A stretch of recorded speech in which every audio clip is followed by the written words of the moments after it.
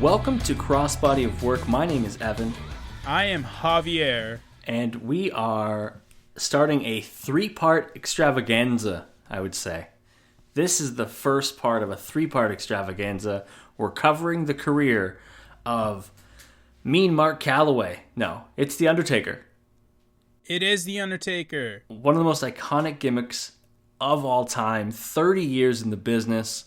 I don't even know what to say about The Undertaker. What do you say about The Undertaker that hasn't already been said? I mean, the guy is just, his legacy is untouchable. It's bulletproof. It is probably the best career of any individual pro wrestler of all time, you could say. I mean, he's in the discussion for the greatest of all time. The longevity is, it's there. Unmatched. It's unmatched. The highs as a character, the highs as a performer. He's the given us evolution of a character, like the ability to keep it changing. Yeah, some of the most iconic matches of all time he's given us. The guy is just, he is pro wrestling royalty, and I'm really excited to be able to, dissect such an iconic wrestler, and to do so over 3 parts is not only a testament to him and his career, but also to the fact that there's so much to it that, you kind of have to split it up, because you have to. You can't fit 30 years of The Undertaker into one episode. That has to be 3 different pods, and that's exactly what we're giving the people. So we're giving the people what they want, and episode 1 is strictly 90s Undertaker. So Undertaker debuted in 1990, so we're only covering matches. We picked 5 matches from his 1990s run in the WWF. So if you've never listened to Crossbody of Work, welcome. Thanks for joining us. We're pretty great. But what we do here is we take a wrestler, we pick 5 of their matches, we watch them, we encourage you all to watch them at home, we review them, we talk about things we like, things we noticed, things we didn't like, and we just kind of break down a wrestler's career. Obviously, as Javier said, Undertaker has such a long and illustrious career, there was no way we were going to be able to break it down into just 1 episode. Even with 3 episodes, there are going to be big chunks of Undertaker's career, memorable matches that we're going to miss because he's just that good. So we're going to give you the best we can. We're going to give you 15 matches over 3 separate pods. It's a lot of Undertaker to watch, but he varies it up enough. He's a very versatile performer in terms of the things he can do and what he's done with the Undertaker character. He's also versatile in the ring. The guy we see in the first match we're going to review here isn't the same as the guy you see in the second set of matches that we're going to review. He's not even the same guy as he was. He's not the same guy in his debut match that he was the last match that we're going to talk about in this episode alone, much less the guy who we're talking about the last episode of the pod. There's just so much to Mark Calloway, the man, the character, the wrestler. I'm just really, really excited to get into this, man. Yeah. So, what do you know about the Undertaker pre-Undertaker? What do you know about his life before he was the dead man? I know he's a lifelong wrestling fan. The guy got into the business because of it. He started off, I believe. I mean, everyone starts off at the lower levels of pro, wrestling, independence, I guess, air quotes, territories, whatever it was in the 80s. Yeah. But yeah, I know he was Mean Mark Calloway, with, I believe it was WCW at the time. WCCW, from what I gathered, was Mean Mark Callis, and he was part of the Skyscrapers alongside Dan Spivey. Oh, he was a part of the Skyscrapers? I thought the Skyscrapers was Spivey and Psycho Sid. And it was until Sid got injured. And then they brought in Mean Mark Callis as the replacement for the injured Sid. Even before then, Undertaker got his start as Texas Red, great frickin' name, in 1987, and he was managed by somebody named Percival Pringle. Who do you know Percival Pringle better as? I have no idea, but that's a great freaking name. Paul Bearer. It was meant to be, baby. We're going to see a lot of Paul Bearer in this episode. We don't see a lot of him in the 2000s and the 2010s, obviously, but we see a lot of Paul Bearer in this app. Oh, absolutely. I mean, this is the this was the point where Paul Bearer was with him. This is where the two guys were pretty much inseparable. This is the Undertaker definitely owes a lot of his career to Paul Bearer, especially for this first part of it where he was still figuring out pro wrestling. Nobody starts off like a house of fire. There's a lot of years of growth, of growing pains, and yeah, definitely without Paul Bearer, I don't think the Undertaker gimmick really gets going, and I don't think it has the legs that it's been able to have the last 20 odd years without him. It was definitely another addition to the character. Yeah. Paul Bearer gave like an extra level, right? But we should crack into the first match. Yes. The debut of The Undertaker took place Survivor Series 1990. A long time ago. In a land far, far away. Land before either of us were born. That's true. This is well before either of our times. He was a secret partner of the $1 Million Team. So that team was Rhythm and Blues, Honky Tonk Man, and Greg Valentine, as well as Ted DiBiase, obviously $1 Million Team. It's going to have Ted DiBiase on it, and The Undertaker. And they faced off against the Dream Team. Dream Team obviously is going to have Dusty Rhodes on it, but it also had Koko Beware and the Hart Foundation, Bret Hart and Jim the Anvil Neidhart. Talk about a dream team. I mean, everything you need, right? Yeah, you've got Dusty Rhodes. You've got Bret Hart, two of the greatest pro wrestlers of all time. Jim the Anvil Neidhart, great, excellent hands, dude. Good guy by all accounts. Definitely a part of the legacy that comes out of Canadian wrestling. And then you've got Koko Beware, WWE Hall of Famer Koko Beware. This is correct. The guy whose with episode is low on the list for us of ones to cover. Coco's going to take a while. It might take a couple years to get to Koko. Yeah. So the Undertaker is the secret partner. He's the last one to show up for his team. And he's originally brought out not by Paul Bearer, but by Brother Love. Brother Love is his manager at first. Brother Love, Bruce Pritchard. Yes. As opposed big fan of Bruce. Yes, as opposed to Bubba the Love Sponge, who is a completely different guy. Not a big fan of that one.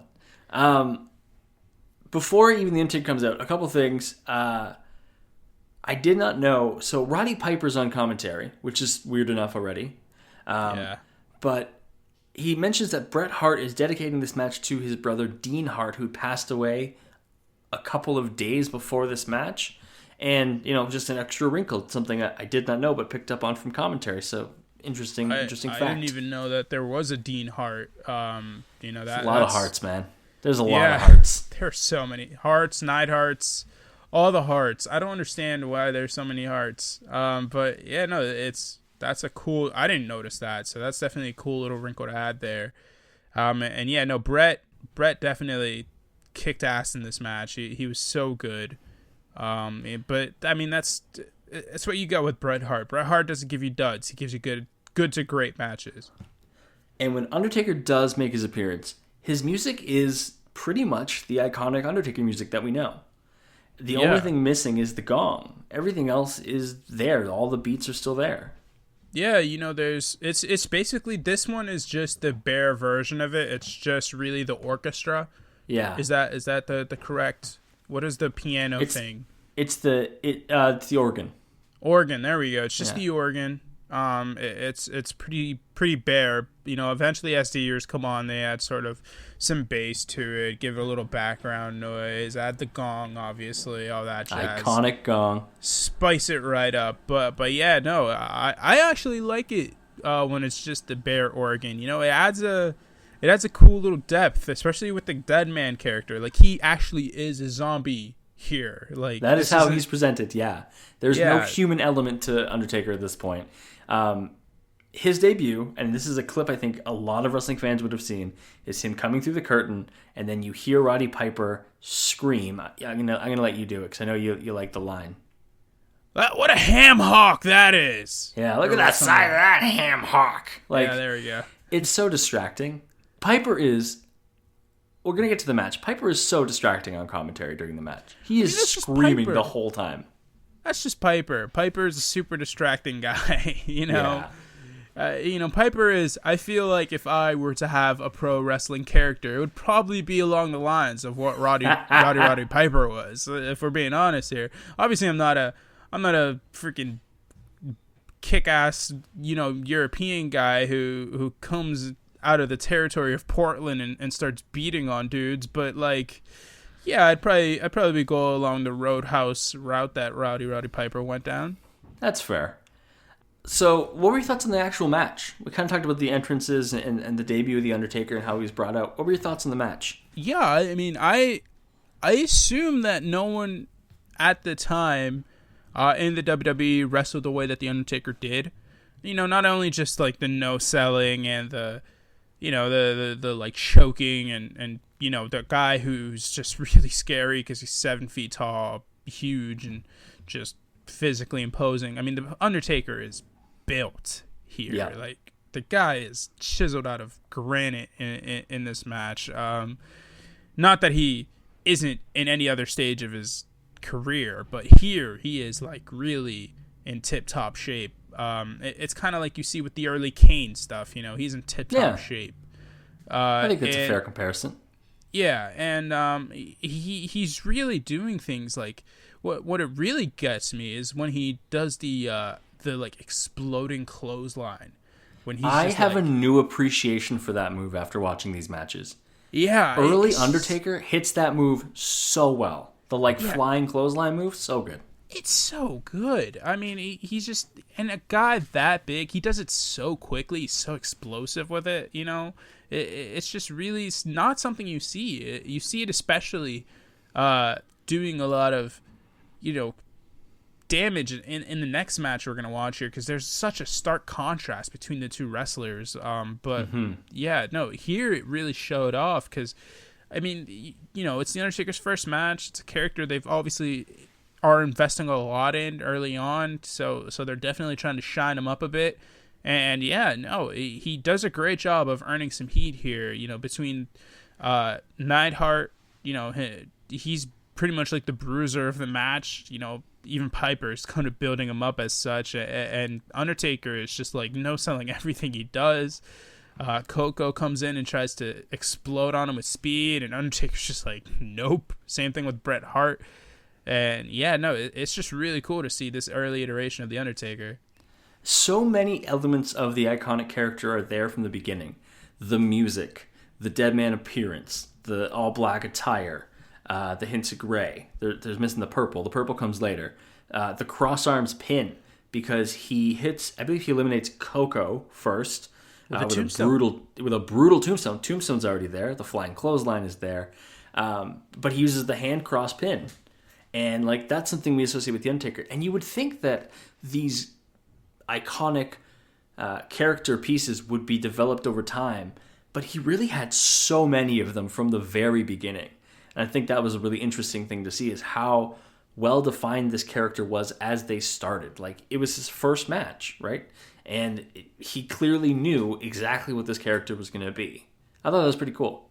Yeah, honestly, the guy was just money right away. It's really clear to see why they really started investing in him a lot in the early 90s, because he just had it, in the ring as a character.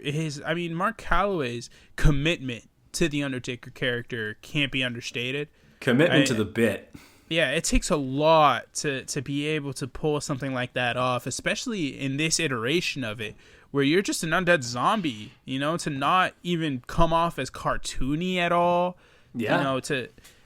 Felt very real. Yeah, he's got, for most of the matches here, he's got a freaking guy out in the ring who's just going, ooh, and holding up an urn, and he's he doesn't have the urn yet, does he?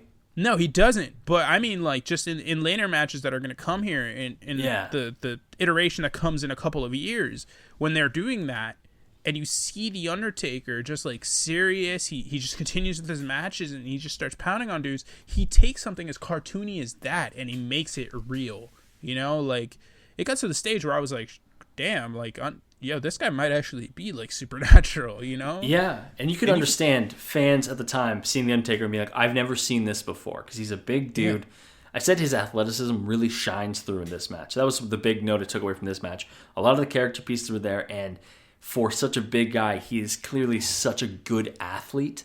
And, you see it with, he looked good off the top rope, hit an axe handle to eliminate Dusty Rhodes. The flying clothesline we mentioned a couple times looks really great. There was so much of it that was good, that was already there. Yeah, my least favorite part about doing the Undertaker episode is just like, he's one of those guys that I saw when I was a kid. Obviously, he was over a decade into his tenure with the WWE by the time I started watching.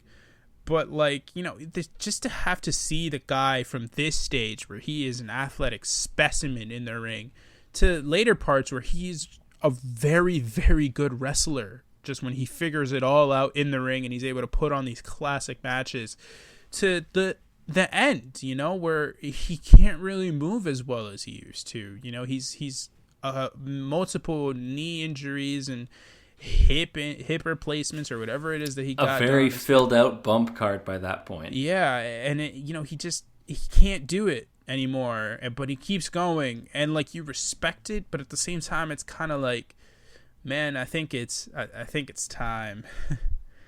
Let's talk about how Undertaker gets eliminated. It's a Survivor Series match, so it's a 4-on-4 elimination style match.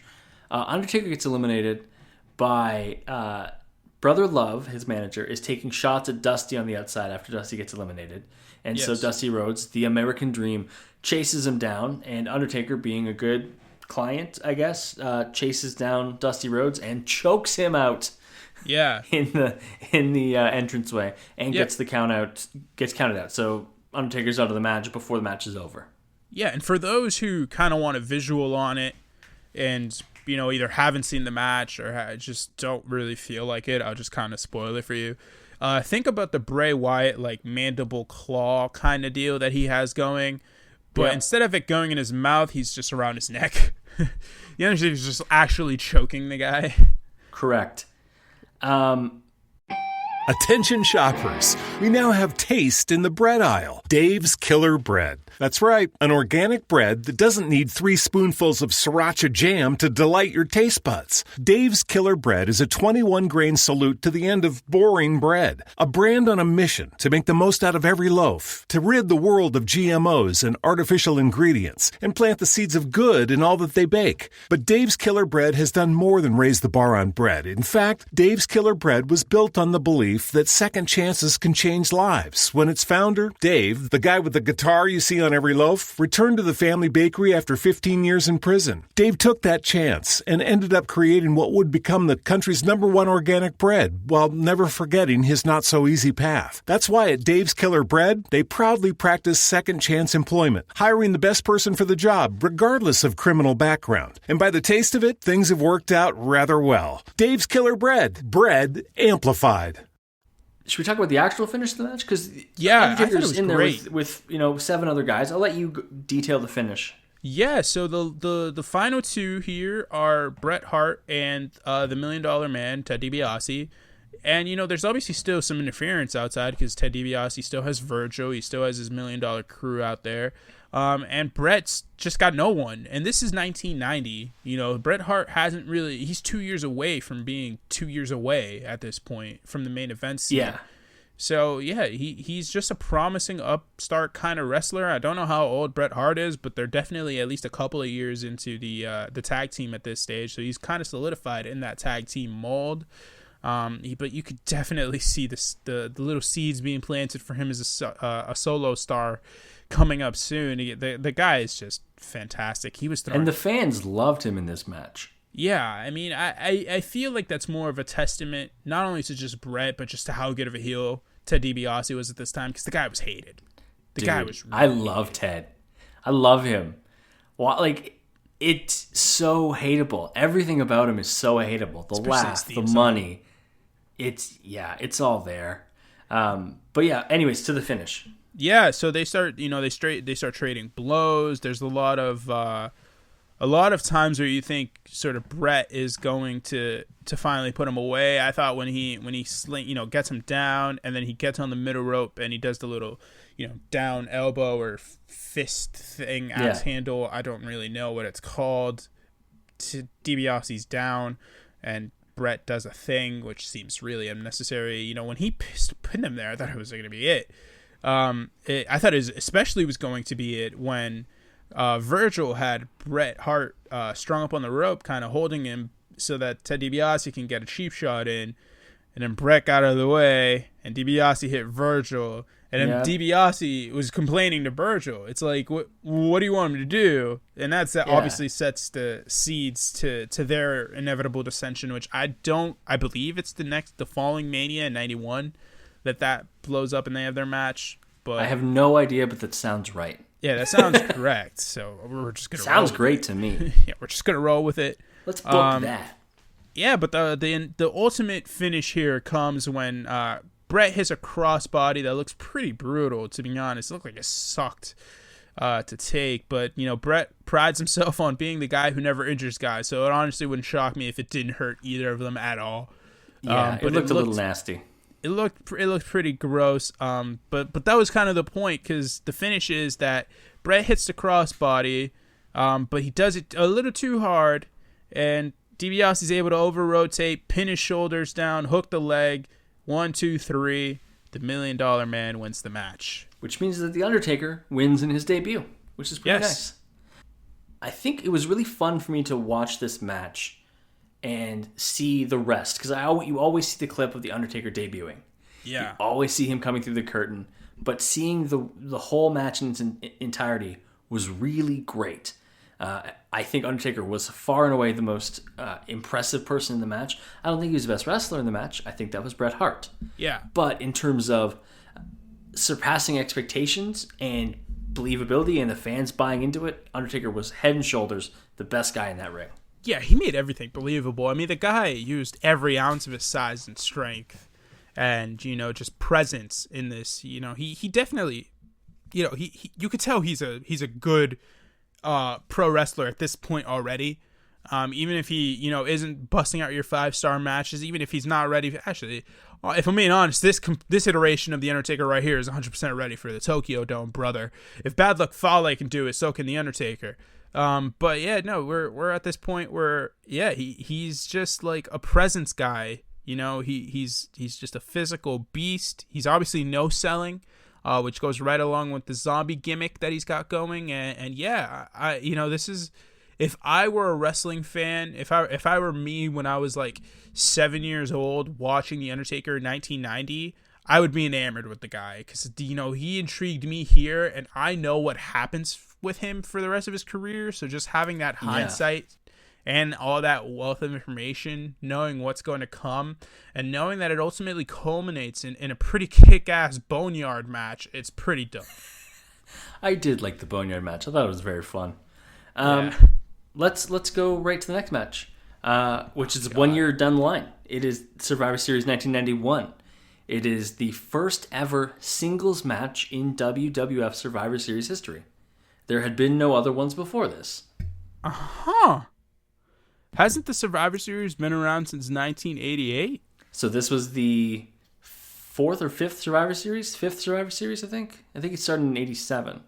Your guess is as good as mine. All I know is that this is the first ever singles match, and it is The Undertaker challenging WWF champion Hulk Hogan. 1 year after his debut at Survivor Series 1990, he's already challenging for the biggest belt in the company.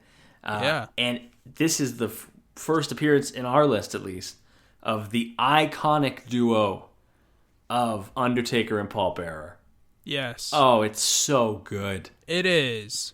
You know, I can go all day about Paul Bearer, but honestly, the only thing you need to know about Paul Bearer, if you don't already know about Paul Bearer, the only thing you need to know is, ooh!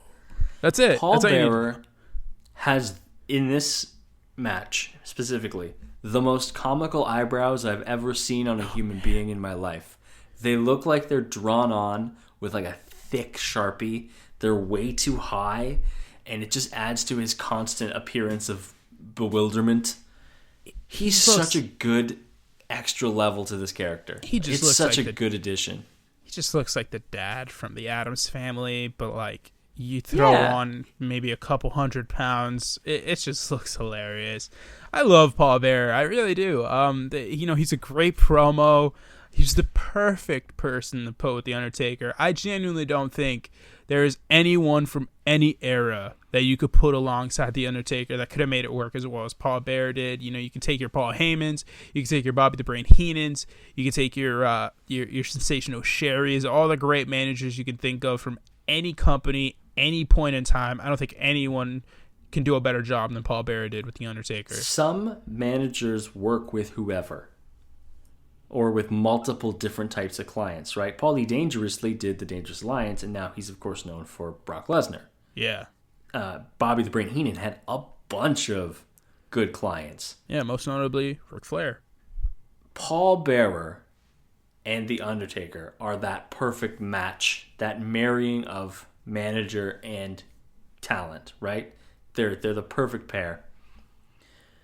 This match, singles match, WWF Championship, Hulk Hogan. Noted racist Hulk Hogan. There is a Hulkamania casket at ringside, which Hogan destroys. I got so excited because I thought this was a casket match for about 5 seconds. I got hyped. Casket matches are historically garbage. So I was like, this is going to be so exciting. No, Hogan destroys the casket within like 5 seconds. Yeah, it's really cool that only a year after his debut, the most notable babyface in the company is going up against the biggest heel in the company. So it's cool to see, The Undertaker really shed his skin and become a top babyface, going up against dreaded heel Hulk Hogan. Because apparently I knew you were going there, and I still let it happen. Yeah, according to Bobby the Brain Heenan, Hulkamania is dead. And honestly, yeah, it is. Yeah, it is. I don't care if the guy got a huge pop when he came out. I don't care if the crowd was eating out of the palm of his hand in this match. Hulkamania sucks. Hulk Hogan sucks, and I don't care. This match was garbage, and it wasn't The Undertaker's fault. I was about to ask you your feelings on the match, but I think now we know what your feelings on the match are. What made it bad? And you can't just say Hulk Hogan. Okay, so the whole everyone knows what a Hogan match is. You Correct. Just do. You put a ton of heat on Hogan. At first it's the stare down. That's the first part. Stare down, test of strength. Put a lot of heat on Hogan. So beat him down, build your stuff up. Build some sympathy for Hogan, because that's all that Hulk Hogan cares about. Let's build some sympathy for Hulk Hogan. Let's Hulk up, brother. Let's Hulk up, brother Jack. Start shaking a bit. Grab the guy, punch. Grab the guy, punch. Grab the guy, punch. Big punch. Boot. Do your leg drop. Let's go home, brother. That's it. That's a Hulk Hogan match. You can't do that with a guy like The Undertaker. So there was a lot of, making Hulk Hogan's attacks not really work. Now, I love the fact that there was a match where somebody got to no-sell Hulk Hogan, because Hulk Hogan no-sells everybody else in the regular matches. And he does here. So Undertaker being able to be like, yeah, this isn't going to knock me down. I love that. I love that contrast. That's great to me. I really liked at one point Hogan clotheslines Undertaker out of the ring, but Undertaker lands on his feet. I love that. Yeah. Where he's like, yeah, I'm still good. Everything's fine here. There were 5 different clothesline attempts in the ring where the Undertaker was just like, nope, I'm not falling. Yeah. And it sucks because I'd never seen this match before for obvious reasons, but I just know while I'm watching that he is so going to kick out. He is going to no-sell the heck out of Undertaker, one of Undertaker's big moves.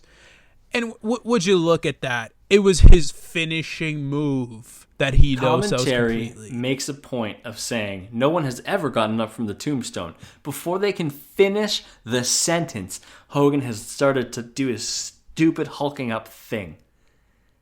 I can't. Jumps right up. I can't. I can't do it. I hate Hulk Hogan. I really hate Hulk Hogan. Like, there's not... I'm sorry, guys. I can't do this match any justice whatsoever. I can't stand Terry Bollea, the human being. I can't stand Hulk Hogan, the wrestler. If we ever do a Hulk Hogan episode, I can promise you guys it's going to be the worst one. There's going to be a lot of trashing. There's going to be a lot of bad... It's just not good. Just not good. You and I have talked about not understanding the appeal of some wrestlers before. Hogan is the ultimate one. And I know that it was a different time, the 80s. It was a very different time in terms of the believability of wrestling. I get that. I understand. If you look at all of wrestling in a vacuum now, what we know now, there are still so many wrestlers that hold up, right? We've done a whole episode on Dusty Rhodes, a whole episode on Randy Savage. Yeah. We've looked at old Ron Simmons. There are characters and ideas and matches that hold up. I have yet to see a Hulk Hogan match that isn't exactly as you described it earlier. It's all the same. And it's all just burying people, brother. That's the whole bit. It's the whole shtick. It's just... Also, just to piss you off more, this is another Hebner match. You're welcome. I know. There's so much Hebner on this list. This match... He was the primary official for the WWF for years. I hate Earl Hebner, man. I hate this.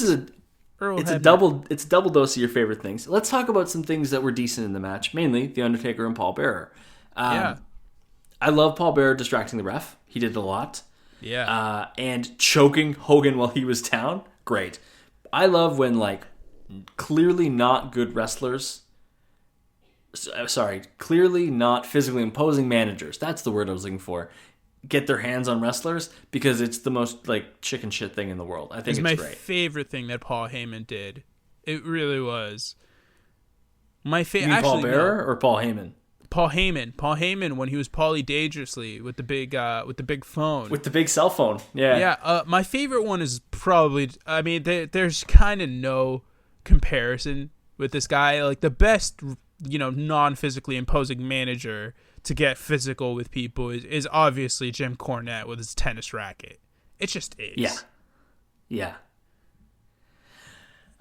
So let's go to the finish because the quality of the match wasn't great. The finish involves our boy Ric Flair. Yes. So Ric Flair comes out after Hogan hits a scoop slam during his whole hulking up sequence. Hogan then just jumps out of the ring and attacks Ric Flair because easily distracted. Yeah.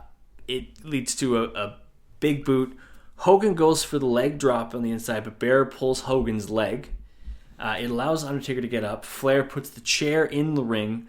There's a tombstone that is through camera work on the chair, but I think there have been other angles that have shown it was chair adjacent. It was near chair. And Undertaker hits the tombstone on the chair and gets the pin. And Undertaker becomes WWF champion. 1 year into his run, which that's a lot of faith to put in the guy. His reign only lasts 6 days. He would lose at this Tuesday in Texas, but still, that is an impressive thing to do. For such a young guy, relatively young at this time, to give him the title like that, that's a big boost of confidence, I think. Yeah, I mean, look at the guys who've gotten a world championship in their first year of being with the company. The first full year of being with the company. You've got your Kurt Angles and you've got your Brock Lesnar's. And honestly, off the top of my head, I don't really know anyone else other than The Undertaker. I think AJ Styles. Yeah, AJ Styles, I believe, was within a year. That's really it. Yeah, that's really it. It's a really distinct honor. And, I mean, to see The Undertaker do it, I mean, you could say he was really the first one. Obviously, I'm not including Ric Flair on that. I know he went. I mean, this eventually leads to the 92 Royal Rumble, but Ric Flair was obviously a made man by the time he got to the WWF. Agreed. It doesn't count really with... I mean, the Big Show, when he was the Giant in WCW, got the title his first night, going up against Hulk Hogan, which obviously, that's a thing. But I meant more in the WWF world, WWE as well. You don't really see a lot of guys, and Undertaker was really the first one to do so, and that was just really cool to see him go from, debut and looking really good in his first match to WWF champion in 1 year. It's extremely impressive, and again, something you're not going to see often.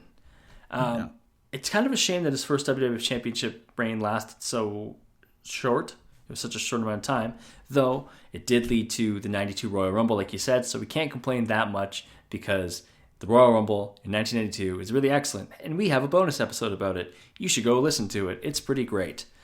Yes. Shall we move on to the next match? Yes, please. We are skipping so many things in this little area that I'm going to cover briefly things we're missing. We are missing the beginning of the WrestleMania streak. We are missing real Undertaker versus fake Undertaker, which I didn't want to subject us to again. Thank you. We are missing Phantom of the Opera's mask Undertaker, which just looked really cool.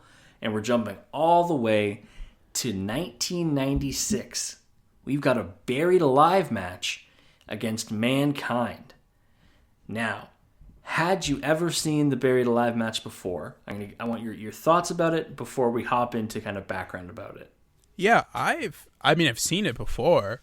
I can't tell you that I remember a lot of it. You know, again, I go back and I watch a lot of, the famous matches. Obviously, this is spread out over the last 5 years just because I've had the network pretty much since, the early to middle stages or so of 2015. And yeah, I've gone back and I've seen a lot of this stuff. The Buried Alive match was obviously one of them. Just because I knew about the iconic Undertaker, we'll get to it at the end. But yeah, the feud with Mankind was fantastic. Mick Foley, this is probably the best you'll ever see as far as character work from Mick Foley. The promos. I think you're right in terms of the character of Mankind. Yeah, but I think Mick Foley as a person and a character is just as good. Like, I think Mrs. Foley's baby boy, first WWF Championship Mick Foley, that's like good character stuff. But in terms of adopting a character, I think this is probably best Mankind for sure. Yeah, I meant just more like, not only taking a gimmick and running with it, but the promos that were done here, the character work. I mean, the guy was legitimately ripping hair out of his scalp to sell the character. I mean, it doesn't take uncomfortable. Much. It doesn't. There isn't much more you can get as far as commitment levels to it. He was just fantastic in this role. And this run that he had from 95 to 97, really, as the heel version of Mankind, was just amazing. So what had happened was Bearer had turned on The Undertaker during Undertaker and Mankind's Boiler Room Brawl at SummerSlam 96. Because remember when Mankind just loved boiler rooms? Like, he lived in boiler rooms and talked to rats, I think. It was a weird time. Yeah. When you think of who Mick Foley is as a person and the fact that he's like a real-life version of Santa Claus and the fact that they had him, living in boiler rooms and talking to rats, it's a big character switch. Yeah. And I just want everyone to know, like, if you don't, like, know this already, Mick Foley is legitimately one of the, like, best human beings that the pro wrestling industry has ever had. Like, he is legitimately a great guy. He is probably the wrestler I'd most like to hang out with. Yeah, I mean, he's the wrestler I'd want to hang out with. Yeah, he's a wrestler I can envision. Like, if he were my neighbor, I would enjoy him very much. Absolutely. Yeah, like he's a guy I'd want to hang out with. He's up there with John Moxley. He's up there with guys with personality. He's a guy with personality. He's a guy who's really into a lot of different stuff. I mean, you see his stuff on social media. I know it's wholesome because he's an older guy. He's got kids. He doesn't really he doesn't have to be edgy, and he's just a genuinely good dude. So he's over here during this whole situation that we're going down here with the thing, the big C word. We won't get into that. He's making videos for people. He's actively spending like multiple hours of the day making personal videos for people so that they can boost their spirits because he doesn't know what else to do. Like, that genuine good guy, Mick Foley. What a fella. And yeah, this match itself, I thought it was enjoyable. It's a character match more than a technical match. Agreed. Yeah, I feel like that should be stated. It's not. This isn't 5 stars at the Tokyo Dome, brother. But it is a good match. Obviously with the Buried Alive stipulation, you're gonna get hindered a lot. Boneyard match aside. But yeah, this it's there's never been a good wrestling match that was a buried alive match. To be fair, there's never been a buried alive match that wasn't an Undertaker match, but it was good for what it was. There's a lot of good Paul Bearer moments, there's a lot of good Mankind moments, a lot of good Undertaker moments, and apparently there's a lot of good mid-card heel moments in this match as well. This is also our first glimpse of babyface Undertaker. We haven't had face Undertaker in any matches yet, and as much as unofficially we believe that Undertaker was the babyface in 1991, this is the first time he was the babyface for the WWF, and his appearance looked a little different. A little bit different look now with the vest, no more tie. He's got the purple gloves and boots on at this point, so a little bit more what I think people would associate with as, classic 90s Undertaker. I know we've talked about it, and we will talk about it a lot throughout his career. One of the first things I noticed is that Undertaker, again, God, those working punches, they're so good. So good. So good. He's just got the ability to connect, and I really feel like they probably hurt. I wouldn't want to take even a fake punch from The Undertaker, because I feel like some of those bad boys got to connect in some way, but, he really is a legitimate striker. You can tell it here. In the last match of this list, it genuinely wouldn't shock me if he's connecting with them, just because who his opponent is. His opponent, notorious for having a stiff punch. Couple potatoes, yeah. Yeah, a couple hammers there, but this match was cool. It's a lot of Undertaker jabs and a lot of Mick Foley, whatever Mick Foley does. Mick Foley doesn't really punch; he just kind of attacks. Yeah, early on in the match, he uses something from Paul Bearer to attack Undertaker. It looked like a pen, but I don't think it would be a pen. Did you see what it was? I thought it was a pen. It might be. So it might have been a pen. I was like, is it a spike? Is it what is that thing? Yeah, it looks like a spike. To attack Undertaker. Honestly, you know what it is? It looks like that thing that ye old timers would use to open up mail, like that little sharp, like a letter opener. Yeah, I guess it kind of just looked like one of those. Nothing makes me hate the world more than when you say something ye old time and I know exactly what it is. As the oldest I feel. Again, Evan is very close in age to me. He's only 5 years older than me. The more you say it, the more it's going to sound like a conspiracy theory to the people, because I'm just getting old, man. I just have old man vibes. I just want to sit on my front porch. That's what it is. It's because you're Canadian. We age faster than the rest of the population. Yeah, I mean, you saw Bret Hart in the Survivor Series match. The guy was probably all of 28 years old. He looked 40. That's true. One of the weird things about this match, the Buried Alive match, is the fact that very early on they go to the grave site up by the entryway, and they work their way back to the ring a couple of times. I would think that you would kind of save going to the grave for the big finish, but I was kind of surprised at how much they used all the space between the ring and the grave. Yeah, that was a thing I also noticed, and I thought it was really cool. I mean, I when they first went over there, I was like, "Oh, are we already getting to the finish?" Yeah, I know I really thought the match was going to end so quickly. Yeah, this is an 18-minute match, something along those lines. So to see them already going to the burial site right away, it was kind of it was a bit jarring, but then they doubled back, they went to the ring, and I was impressed by that as well. But then they did it a couple times, and I'm like, okay, there's a lot of good flow to this match. I like the teases there. I think that's a cool little element. It's not an element that you got with other Undertaker Buried Alive matches, aside from the Boneyard match, which was fantastic. If you haven't seen it, go watch it. Watch it. Yes, but this was really freaking good, man. Again, there's just so many little pro wrestling things, just good old-fashioned pro wrestling things that come across here. And again, the Undertaker's only, he's only a couple years into his run here with the WWF. It's only been 6 years, 5 years since his debut, and the guy is just money. He's money. Yeah. Mick Foley's money. He's only a couple years into his run with the WWF. I know he's been around with ECW and WCW and all those promotions, but, he's still making waves there as a character. And this was just all around a good piece of business for the company.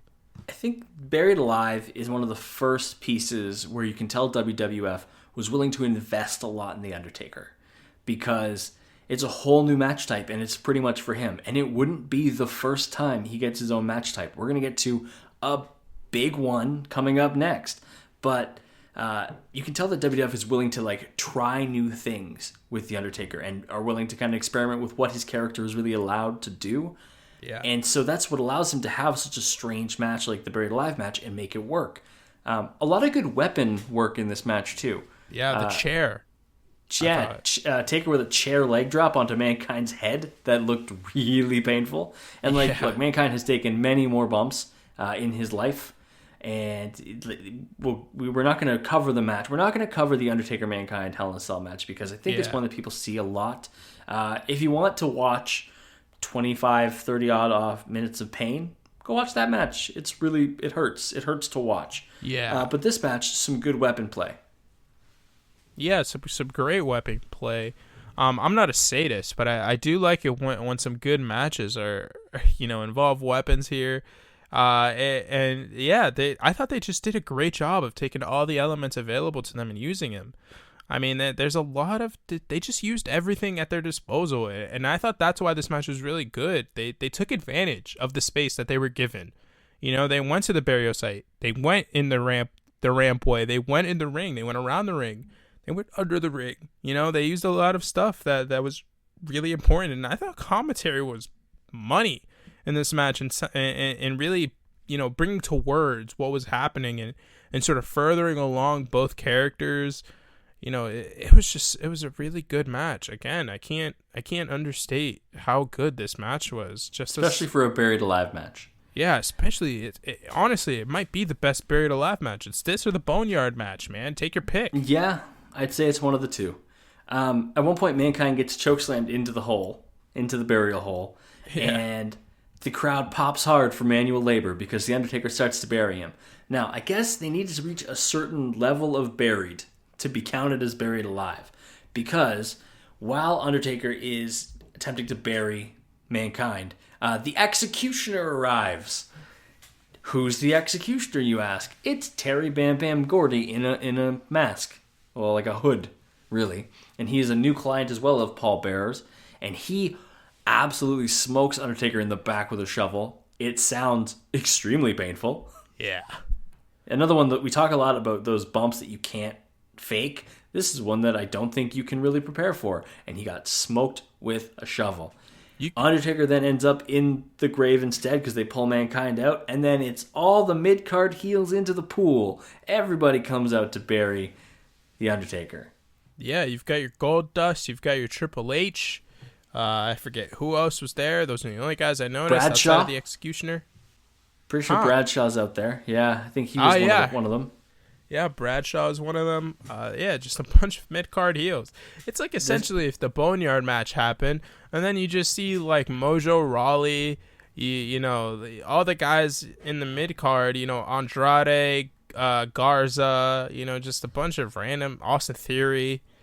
I can't think of mid-card heels in WWE right now. All of the heels in WWE, basically, at this point. Just throw them all out there. Start doing manual labor and throwing dirt on.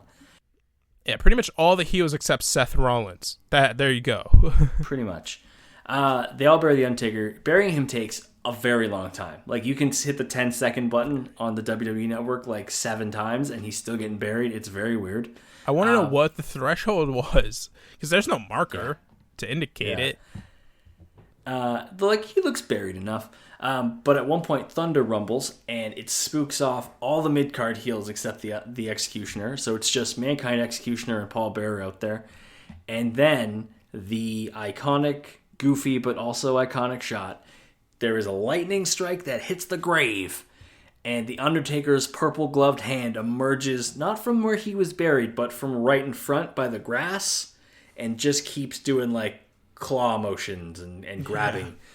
And I think it's very cool because we keep bringing up the Boneyard match. It's pretty much what AJ Styles' hand, if AJ Styles was still alive in the Boneyard match, because he didn't move that hand at all. But Undertaker is clearly saying he's still alive, and that's the closing shot. I thought that was an amazing way to end a pay-per-view. Yeah, it was so dramatic. Oh my god. So very dramatic. So dramatic. Like over the top dramatic too. It was just...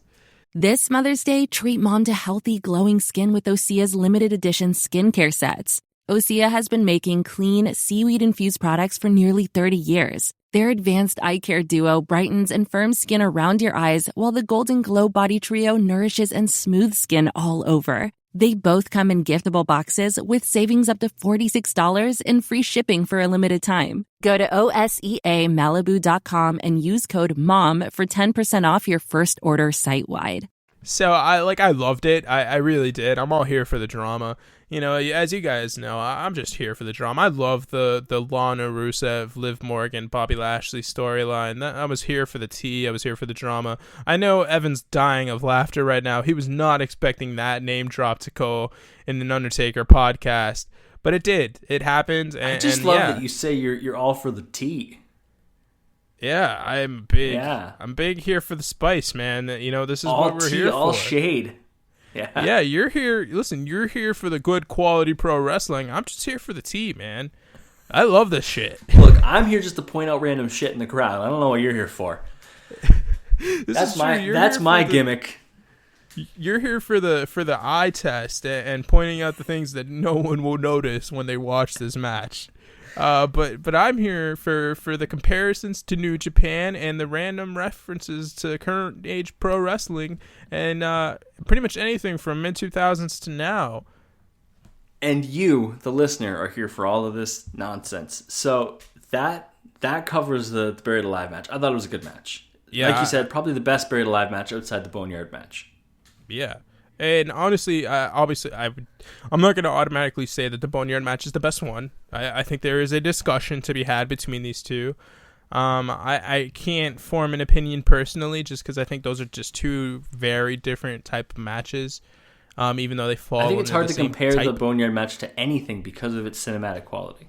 Yeah, it's just so fun. It is. It's just some good fun. Good fun in a graveyard. We're going to take a quick commercial break at this point. When we get back, we are going to cover the first ever Hell in a Cell match. All right, we're back, and we are looking at the first ever Hell in a Cell match, Bad Blood 1997. It is Shawn Michaels versus The Undertaker. It is a 5-star classic, baby! And I'm going to assume you've seen this match before. Yeah, we've talked about it on a previous podcast. I think this is the best Hell in a Cell match of all time. It is amazing. My goodness, Shawn Michaels had his working boots on. The Undertaker was in his bag. This was fantastic all the way through. McMahon, I believe Jim Ross and Cherry the King Lawler on commentary. Sign me up. Every single element of this match was fantastic, from introductions with Shawn Michaels coming out with Triple H in China, and then Undertaker's steam going off and China just kind of power walking away, but Triple H is terrified. The guy looked like he's about to piss his pants. HBK does a really good job selling how scared he is of the cell when it starts coming down, because it starts coming down before the Undertaker makes his way out. Yeah. And then when he hears the Undertaker's music too, HBK has a really good scared face. It's really good. I mean, he looks HBK, horrified. Yeah, HBK looks great in this match. I mean, oh, of course. Not even just physically, obviously. I meant more just his wrestling. Like the guy was, again, he's on it. He was just on it this match. I mean, he was selling his soul for the Undertaker. I mean, if you wanna talk about the bump card, the guy checked off a whole lot of he's gonna need a couple cards squares. now, please. HBK is taking a beating for the majority of the beginning of this match. Like, I'd say the first 10 minutes of this match is just Undertaker stalking HBK and putting the boots to him the whole time. HBK gets random spurts of offense every once in a while, but not a lot. No. He really starts to turn it around when he uses the steps as a weapon. And HBK finally gets control. But for the early part, it's just all Undertaker all the time. Yeah, and I want to mention a part in the beginning of the match where the Undertaker is sort of taking Shawn Michaels and sort of slamming his face into the top turnbuckle. And every time HBK jumps, puts his feet on the bottom rope, hits the top turnbuckle, and just pounces back like he's Scott Hall taking a stunner.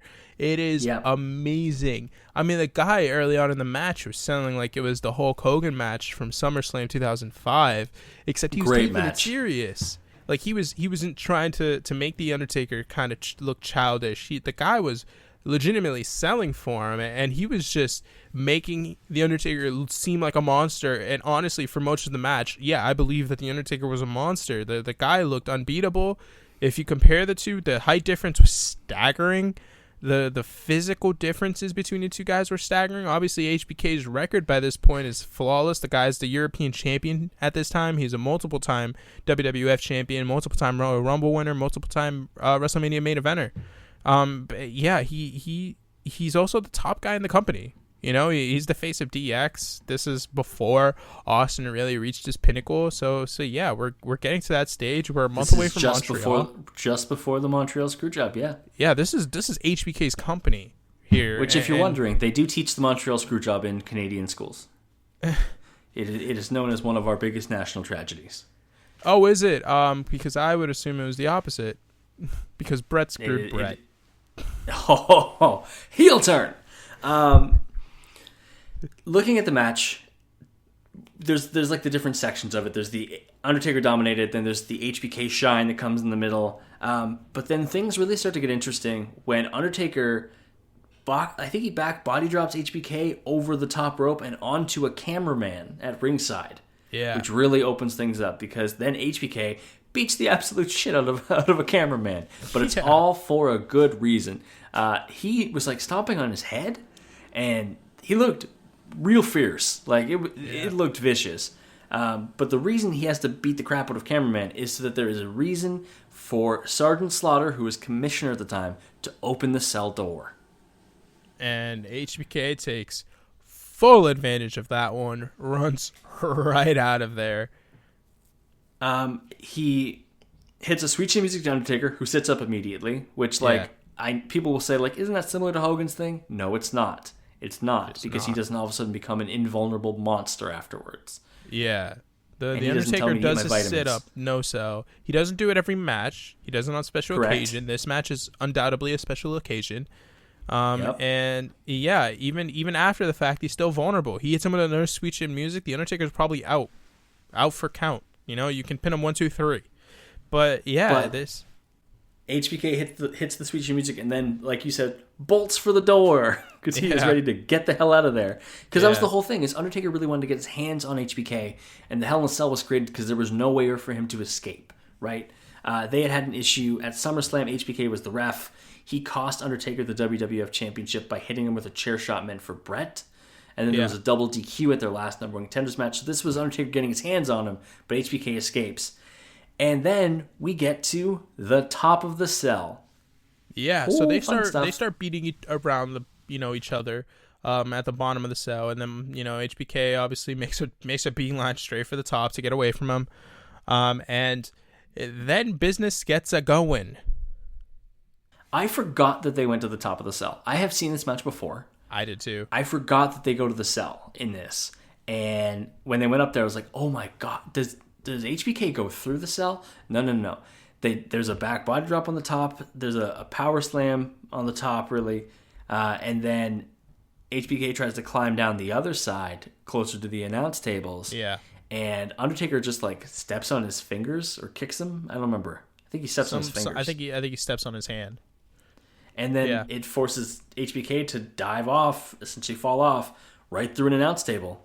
Great bump. Yeah, and it's important to note that the cell isn't massive. No. It's not as big as it is now. It's probably all of like 20 feet up, maybe 25, if that. Like, don't get me wrong, I don't want to dive off of 14 feet ever. Yeah, Don't no, make me do that. I don't think anyone would willingly want to do that, but if you're a pro wrestler, you're inherently a bit crazy. So yeah, like I think so. They will do that thing. And yeah, Sean does it great. It's a great dive off the cage right through the table. It was clean. Table broke perfectly. And yeah, this sort of really leads to the finish here. Taker is on top. He brings him back into the cage. He does his piece of business, and then the lights go out. Oh, and again, iconic music off the hop. It's the organs again, but this time, that's gotta be Kane. And it's the debut of Kane, who this was coming for months. This was Undertaker. Year. Undertaker was being blackmailed by Paul Bearer about his his brother Kane, who had been full brother.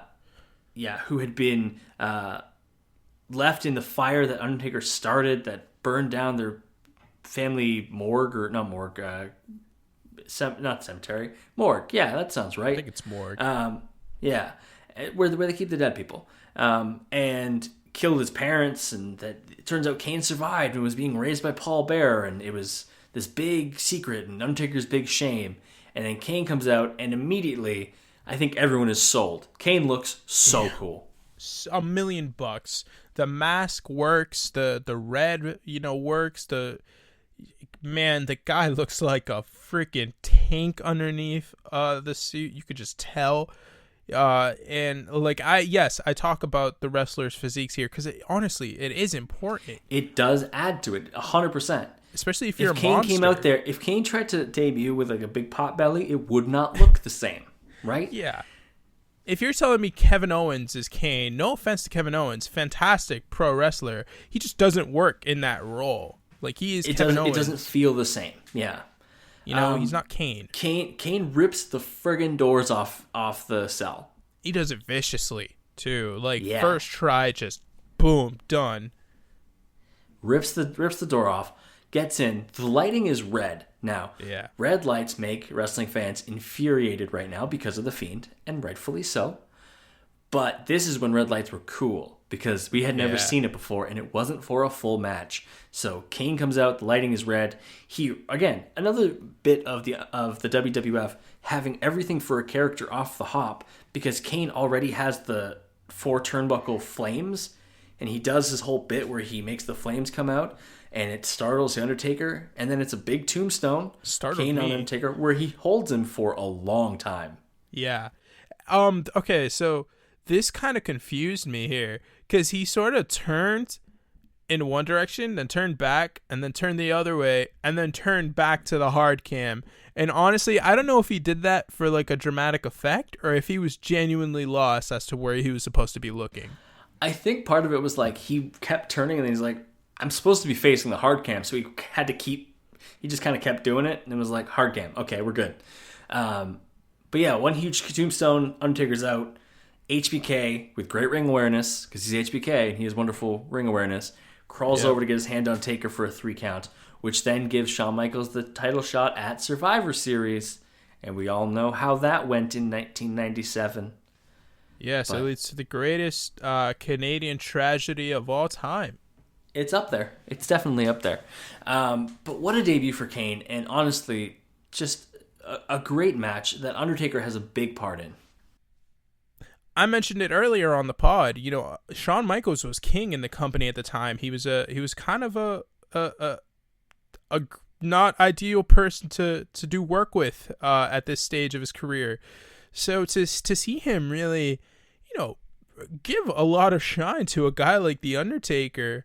And to really sell, again, he sells his soul for the guy. He really does. He really is unselfish in this match. And it just goes completely against what Shawn Michaels, the person, was at this time. And Shawn Michaels, the wrestler, was at this time. I'm really, it really is to me a testament to who Undertaker was as a guy behind the scenes, and how respected he was in the ring and out of it. Because, there's never been a point where these two guys have crossed paths and HBK hasn't been anything but awesome with The Undertaker. He just seems to have a lot of respect for the guy, and it clearly showed here. And I thought that was a really cool element of the match, is the fact that HBK is giving him so much.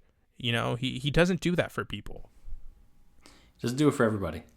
Where does the Kane debut rank for you? As far as debuts, I would put it's if it's not number one, it's number two. It's either him or Chris Jericho to me personally. He is just awesome. I also, an underrated one that I don't really see mentioned a lot. I love Brock Lesnar's debut in the Raw after WrestleMania in 2002, where he just smashes a bunch of the mid card, hardcore scene guys, but he destroys them. He looks like $1 million. Spike Dudley has never been the same. That's who it was. I was trying to think. I was like, who gets absolutely destroyed in Spike Dudley? Talk about a bump card getting filled up. Spike Dudley's took 100 stamps there that day at least. I mean, man, it was a really great debut. But yeah, I would say if it's not Jericho, if it's not Brock Lesnar, it's Kane. It's got to be Kane. It's got to be Kane. Let's go to the fifth match. 1998 WWF Championship match at SummerSlam. It is Undertaker challenging Stone Cold Steve Austin, the most over guy in the whole company, for the biggest belt. God. What a cool match. So heading in, Austin had lost the title to Kane in a First Blood match, because how are you going to make Kane bleed? He's covered head to toe. Yeah. Undertaker won a number one contenders match by beating Kane, or by being Kane in a mask. So Undertaker won a match against Mankind by dressing up as Kane. Yep. Because Undertaker wasn't going to be given a shot. And then Undertaker got this shot. Kane and Undertaker at this point are in cahoots. A little under a year after Kane's debut. So up until that point, they had been nothing but enemies. But recently, they became a little more friendly, leading into this match. Had you ever watched this SummerSlam match? Oh, yeah. No, this is one of the most famous matches. The Dude Love match Stone Cold had at, what was that pay-per-view? Was that at King of the Ring? I don't remember. But yeah, at that match, there's a lot of stuff in this era of 98 to 99 with Stone Cold that is just mwah, chef's kiss. It's beautiful. And it was over the edge. 98 over the edge. I figured it was over the edge. It was just so good, man. It really was. This is a great match. A lot of good storytelling here between these two, because I mean, by this stage, you hadn't really seen a lot between Stone Cold and The Undertaker. I mean, there was that fatal four-way match, I believe, in 97, that both of them were involved in with Bret Hart and I want to say Psycho Sid. And that's what led to the WrestleMania 13 matches. Yeah. But, aside from that, I don't think, at least off the top of my head, I don't know. I don't think there's been any other interaction between these two guys. And I thought it was just a really good match. Talk about Punch-a-mania. The punches. It's such a brawl. There's just so many strikes. So many strikes, so many jabs, so many just slobber knocking punches, as Jim Ross would love to say. That the guys were going at it. I mean, that was Stone Cold's character here. And you gave it a lot of justice at the beginning of this little review here, but I feel like it needs more. Holy crap, Stone Cold Steve Austin in 1998. Oh my goodness, the guy is over. The second that glass shattered, I felt like my eardrums were going to explode, but the pop that the crowd gave, and I was only at like Don't halfway. watch it with your headphones on. Your ears will hurt. Yeah, you could be on one bar of volume and it'll still pop your eardrums. Like the crowd is so loud, and the commentators acknowledge it. I mean, they said the building was shaking, and I genuinely believe that it was. I mean, every single human being in that arena popped for Stone Cold Steve Austin, and as he should. I popped when the glass shattered. and the doors open for him at MSG, I was there. I was, I was with the guy. I loved the MSG entranceway here because it's the typical MSG entrance, which is the very short entrance on the hard cam side or facing the hard cam, and this time it just had like little gates because it was called "Highway to Hell" was the tagline for SummerSlam '98. I really liked that. I thought it added just a cool little aesthetic appeal to their normal MSG entranceway. Also, Undertaker in a much more goth type getup, a lot more black. His hair is black, like a lot darker than normal, up to what we've seen at this point. And that's going to lead into, we're going to talk about it with the promo, but we're going to talk about Ministry of Darkness Undertaker. That's about a year away, or a little under a year away from at this point. But he's getting there in terms of his dark edginess, even in this match. Yeah, and this is my favorite getup of the Undertaker throughout the years. I love this outfit. Honestly, just if I were to picture an outfit or a look that I want after or during a listening of Black Parade by My Chemical Romance. I somehow knew you were going to say My Chemical Romance. Yeah, this would be the outfit that I would want to wear. If this is the leader of the Black Parade. Yeah, if you give me my senior year of high school / freshman year of college hair back that's super long, you put me in the leather outfit with no sleeves, you just do it, and this is exactly what I wanted it to be. That is a good image for all of our followers and all of our fans. Yes, Javier in full goth getup. Yes, it's exactly what it phase, is, Mom. This is my personality. Speaking of personality, Stone Cold Steve Austin is a good segue. Tough SOB in this match. Man, the guy really just wanted to hit the Luthez press so he could beat the crap out of the Undertaker from above, but the Undertaker just kept not letting him do it. Good spot that I love in this match is the announce table spot. I really liked it because it clearly didn't go the way it was supposed to, but it was still really good. Undertaker showing some hops. Austin's laid out on the announce table. Undertaker goes up to the top turnbuckle and tries to hit him with a diving leg drop through the announce table. Undertaker does not have enough arch on the jump and instead just kind of slides Austin off the table with him. Yeah. Table doesn't break. It just is a nasty slide. I can only imagine how much that hurt. Just like the skin across the announce table. Oh, yeah. Probably. Oof. And a cool little thing here, since you love to notice these things, but I noticed it. The fan right afterwards, who's like leaning over the barricade and just like touching Austin, like, "Hey man, get up!" Yeah, and ref immediately is like, "Go away." Ref Earl Hebner. Austin does not need your help. Yes, I wasn't going to bring him up again, but you did. So it's another Earl Hebner match. Put that on the scorecard. Man, I hate. This would have been a 5-star match at the Tokyo Dome, brother, but you put Earl Hebner there instead of Tiger Hattori, and that's just unacceptable. Undertaker hits a chokeslam on Austin, but Austin avoids the tombstone, hits a low blow on the Old School, which again, great move. Like a great little counter to a move. Stunner out of not nowhere, but a pretty unexpected stunner, I'd say. It was for a weird Austin one. to pick up the win. Yeah, it was weird. It was a weird one. They kind of just fell back, both of them. Yeah, it was not the best stunner cell I've ever seen in my life, but I think it really sold the out of nowhereness, that it was just like a cutter out of nowhere and we're done here. Yeah. And that sort of led to the eventual finish. Which was, spoiler alert, Stone Cold Steve Austin retains, because the top guy in your company should retain. Because of course he's going to retain. He's Stone Cold Steve Austin. You got to keep the belt on him. He's great. Yeah, you got to keep the belt on him. I mean, this is the most anyone's ever been behind a single wrestler ever. You just keep the belt on Stone Cold and you just run with it.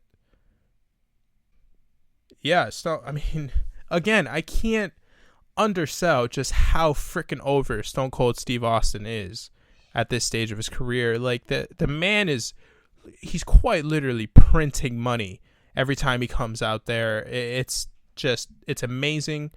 And honestly, The Undertaker just had to show up, and these guys could have made a crap ton of money for Vince McMahon tonight. But I will say, and we've talked about this a couple times in podcast episodes, babyface champions need really good challengers. They need really good heels to work with. And I think that's Undertaker's role here. We've seen him in a couple different roles in these matches. Undertaker's role here is he's not going to be the guy to win, but he needs to be a viable threat to the most over guy in the company, and he definitely is. He is somebody the fans can believe is going to take the title off of their guy, right? They have to believe that there's a little bit of fear that their guy, Stone Cold Steve Austin, is not going to walk out champion, and I think that's a good role to fill. I think he does the job well, and he still gets a lot of that classic Undertaker moments. He still gets old school. He still gets the flying clothesline. He still gets to be the scary dead man, right? Even without picking up the win. Yeah, and it's perfect because right after the match, Kane comes out, and that leads to a lot of question marks as to what comes next. Are the two brothers still going to be working together? Does Kane want his title back, or does he just want to see what happens between him and The Undertaker? What comes next for Stone Cold Steve Austin here? It really leaves a good little cliffhanger after a decisive finish that really it piques your interest, and you're going to want to tune into Monday Night Raw the next night, even though there was a decisive winner in this match, because you had a really important story to build from there with Kane, with The Undertaker, and with Stone Cold Steve Austin. So that's all of our matches, and so now let's check out our promo. And it's hard to find a good Undertaker promo from early Undertaker years because it was all done by Paul Bearer, pretty much. So we're going with Ministry of Darkness era Undertaker, which is the Undertaker that I first saw when I started watching wrestling. I started watching wrestling in 1999, and the Ministry of Darkness scared the absolute crap out of me as a child. They were super intimidating. I just picked a random Ministry of Darkness promo. I didn't pick when he, tried to sacrifice Stephanie McMahon or anything like that. I just picked a random one. But what were your thoughts on the Ministry of Darkness as a whole, really? Yeah, I thought the Ministry kind of gets a bad rap for what it was. I kind of enjoy it. Personally, I don't know. It's just it's another element to the character, and I know people like their serious, non-jokey Undertaker, but that's just what '90s wrestling was. It was jokey. It was a very different time. Yeah, it was a very different time. It was a lot of people, taking chances with things that you don't normally expect, and a character like The Undertaker who was dark, he was supernatural, it made a lot of sense for him to sort of branch into the satanic cult type thing, because why not? Listen, he had the gateway drug of wearing black and listening to rock music, and so of course he was going to dabble in Satanism. Of course he was. Yeah, this is what happened when you do the marijuana. You start dabbling in satanic cults. This is turning into an anti-drug PSA. I like this. Who's your favorite non-Undertaker member of the Ministry? Oh, it's Naked Midian. And I know he's just regular Midian at the time, but it's specifically Naked Midian. I love Midian so much. I have no memories of any Midian matches whatsoever, but I remember Naked Midian just streaking all over the place, and that's the only thing that I will ever need to see from anyone in the Ministry. The person I was the most scared of in the Ministry was not The Undertaker. It was Viscera. Viscera haunted my dreams because of how big he was. Big man. Big man. The promo itself, the promo for the Ministry, it's fine. It's just the acolytes beating some people up, and Undertaker saying that darkness is coming, and that there's going to be more destruction. I guess this is right near the beginning of the Ministry of Darkness's run, because he had started to take people at the Rumble, I believe. That's when he captures Viscera. Yes, that's when it is. Yeah, and just for some context for people here, this is The Undertaker. There's a reason they gave him Paul Bearer. There's a reason why he wasn't really allowed to talk for a lot of his run with the WWE. You know, the guy's not a natural promo. He isn't. He's a great in-ring trash talker, but he's not a natural promo. Yeah, he's got charisma to him. I mean, you could just see that. But the guy he's just not made for the promo style. And yeah, he's a good serviceable talker, but it just depends on the quality of what he's saying, you know? And yeah, I really enjoyed this. Just because of what it sort of was, you know? It was a hokey, little jokey kind of supernatural thing, and like, hey, this is right up my alley. But I could see why a lot of people wouldn't, you know. But honestly, this is kind of as good as you're gonna get with Undertaker in the '90s. You know, wait until the 2000s when we see him in the American Badass gimmick, or some of the stuff that he did later on with the Wrestling Machine version of the Undertaker. Or wait until the 2010s when he really kind of just has his program with Brock, or really gets his program with Roman, or hey man, AJ Styles is program. There are lots of Undertakers for lots of different people. But I think that's a pretty natural spot for us to wrap this one up, because we've now kind of encapsulated the 90s for you. At least 90s Undertaker. We can't encapsulate the 90s. That's a whole lot of other stuff. But 90s Undertaker, I think we've wrapped up in a pretty nice package for the people. Yeah, and it's not long here after this promo that he really, you know, tears a pec, I think it is, and then he's out until 2000s. Anyways, which is when we get to see the next iteration of The Undertaker. But that is for the next episode. And we hope that you will join us for that episode when we cover 2000's Undertaker. That episode, I believe, will drop on April the 18th, and then we will do 2010's Undertaker on April the 25th. Overall, a really great thing to go back and watch some of these iconic 90s matches with The Undertaker. I was a big fan of reviewing 4 out of the 5 of these matches. I think you can all pick which is the one that I didn't like. I think it's the same for you. Yeah, it is undoubtedly the same for me. Yes. With that, we're going to wrap up this week's episode. Javier, where can people find you on social media? The people can find me on the good old Twitter machine, at JMeloSports. That is JMELO Sports. I do a lot of sports writing stuff. I talk a lot about, you know, real, you know, actual professional sporting leagues. I want to be a sports journalist. Don't judge me. But yeah, you know, if you guys want to talk to me about wrestling, shoot me a message, or shoot me a response, or a tweet, or whatever you want to do. I will gladly engage with you guys. I engage with Crossbody. It works main profile a bunch. That we have a cool little thing going now. If you want to retroactively go back there, it's the pick 3 thing that seems to be going around between all of the podcast episodes that we have done. Go ahead and do that if you want. I'm interested to see what people are going to say. I had an interesting 3. So if you want to see that, go on there, look through the thread, see who my 3 were. That's a good little teaser. I like that. You can follow the podcast on Twitter at Crossbody of Work. You can follow me, Evan, on Twitter at itsEvanGomes, ITSEVANGOMES. You can also email the podcast. We're likely going to be putting a call out soon to get some mailbag questions for another one of our bonus episodes. So you can email some of your questions to the podcast at crossbodyofworkpod@gmail.com. Also, if you have ideas for people we can cover or other bonus content we can deliver to you all, let us know by sending us an email, sending us a DM, shooting us a tweet, whatever works. With that wraps up this week's episode. Javier, you got anything else to say to the people?